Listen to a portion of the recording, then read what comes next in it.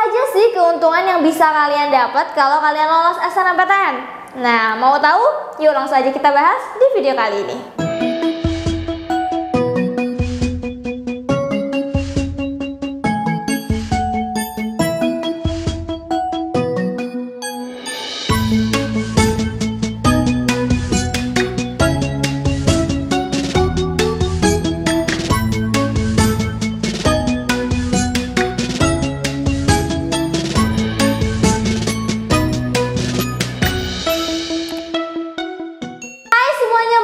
GP Media Channel.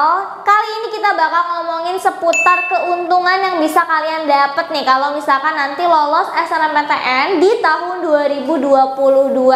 By the way, kalian udah bikin akun LTMPT belum nih? Karena kan nanti ditutupnya tanggal 15 Februari ya, terutama buat teman-teman yang masuk kuota eligible SNMPTN. Nah, ngomongin tentang SNMPTN nih teman-teman ya, ini kan udah jadi salah satu jalur yang favorit buat para calon mahasiswa. Kenapa favorit? Karena pastinya kalau misalkan teman-teman ikutan jalur ini terus nanti lolos, itu ada keuntungan yang nggak bisa didapetin oleh teman-teman kalian yang lolos di jalur lain, terutama jalur mandiri misalnya. Itu kan beda banget ya sama SNMPTN. Apa aja keuntungannya? Nah, langsung aja kita bahas. Yang pertama nih teman-teman ya, pastinya kalau misalkan nanti kalian lolos SNMPTN, kalian punya banyak waktu lebih luang. Kenapa? Karena SNMPTN ini kan pendaftarannya dibuka lebih awal daripada jalur yang lain ya. Dia tuh jalur yang pertama kali dibuka gitu untuk angkatan tahun tersebut.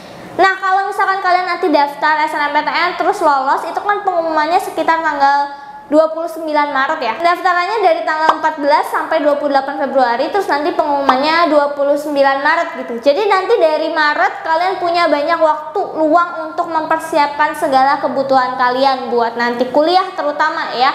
Terus kalian juga bisa cari tahu dulu nih tentang PTN kalian, univ kalian, terus nanti belajarnya tuh ngapain aja sih. Terus kan biasanya ada ospek kan nanti di awal-awal. Nah, kalian bisa juga tuh mulai dicicil gitu informasinya lebih awal. Karena biasanya perkuliahan itu mulainya di bulan Agustus. Jadi bayangin kan dari Maret sampai Agustus itu lumayan lama waktunya ketimbang teman-teman yang masuk lewat jalur yang lain. Karena kan kalau jalur lain biasanya bukanya lebih mundur lagi gitu ya. Kayak misalkan SBMPTN itu kan baru nanti pengumumannya di Juni. Terus kalau misalkan mandiri ya biasanya itu mendekati bulan perkuliahannya gitu ya, di Juli atau di Agustus. Jadi itu alasannya kenapa kalian bakal punya waktu lebih luang atau lebih lama daripada teman-teman yang lain. Terus keuntungan yang kedua nih teman-teman, pastinya kalau kalian lolos SNMPTN kalian akan bebas dari ujian tertulis. Nah, ini kan biasanya yang jadi pikiran anak-anak zaman sekarang gitu ya. Aduh kak, aku nggak mau tes, aku nggak mau belajar lagi gitu.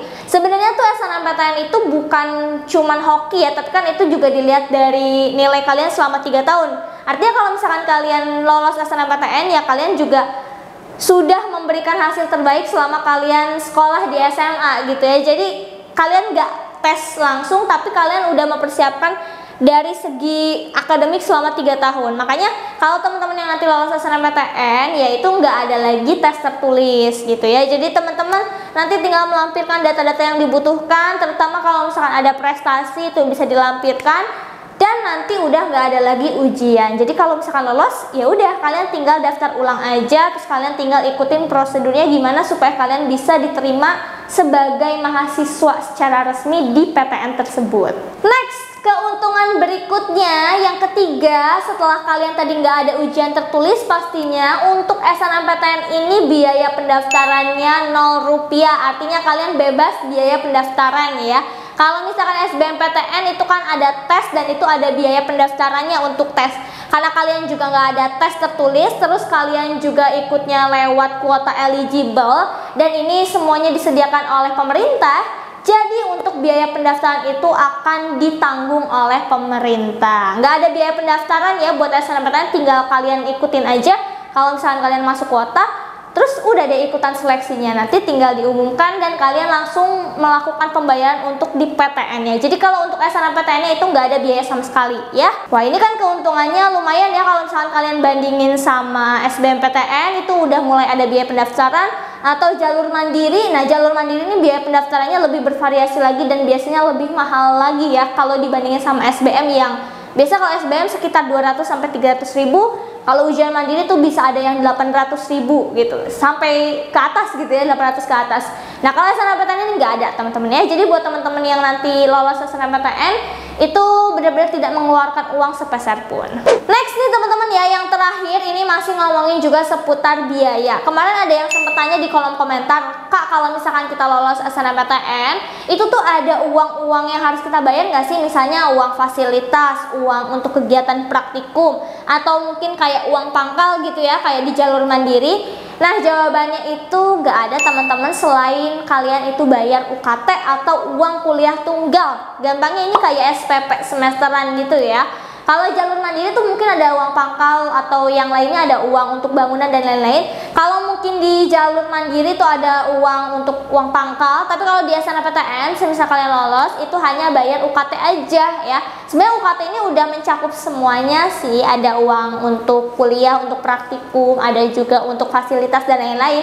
Tapi memang kalau yang UKT ini akan disesuaikan dengan gaji orang tua teman-teman yang teman-teman juga udah masukin datanya kan ketika daftar akun LTMPT maupun nanti ketika daftar SNMPTN.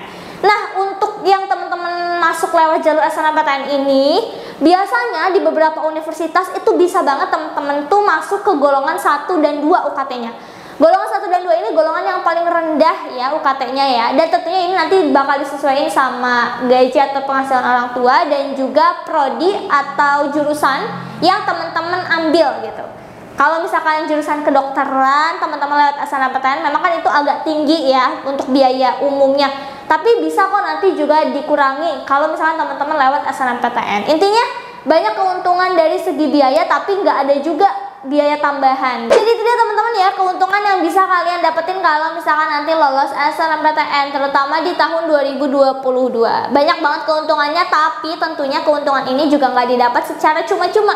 Teman-teman harus lewatin seleksi SNMPTN yang cukup ketat ya. Kenapa cukup ketat? Karena gak semua orang bisa ikut SNMPTN. Teman-teman harus masuk kuota eligible dulu dari sekolah ya, baru nanti daftar. Kalau misalkan dibandingin sama jalur lain kayak SBMPTN atau jalur mandiri, ini pasti yang paling sedikit sih untuk kuota SNMPTN ya. Jadi persaingannya juga lebih ketat. Dan teman-teman juga nggak bisa hanya ngelampirin data-data gitu aja tanpa strategi. Jadi penting banget untuk berstrategi. Dan tadi sebenarnya kalau ngurusin tentang biaya ya, teman-teman juga jangan lupa kalau di SNMPTN bisa pakai KIP kuliah.